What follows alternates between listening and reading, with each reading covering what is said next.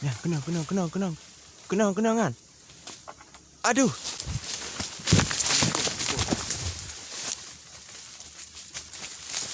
Bangai tiung Pak ini. Matakan. Burungnya dapat, guys.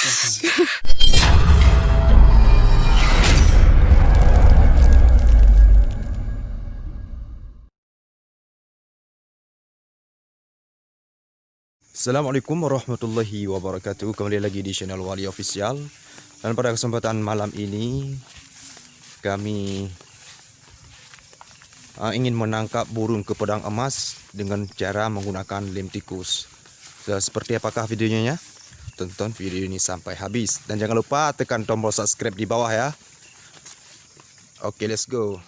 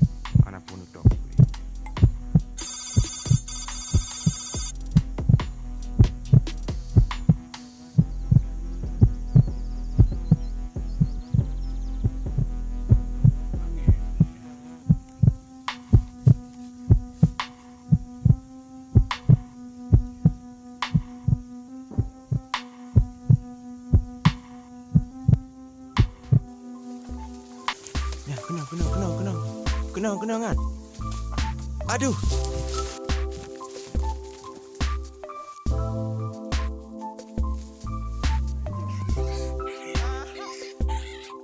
Matakan. Burungnya dapat, guys.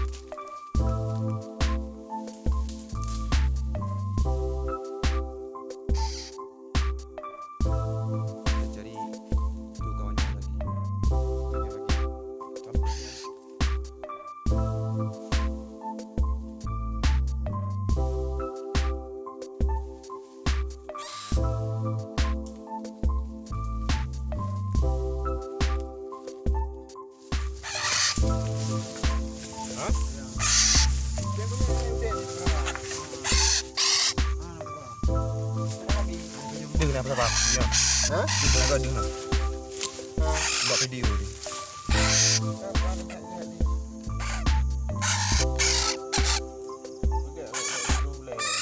Cetok dia. Cetok. Berehat. Aku kereta apa? Ada mana?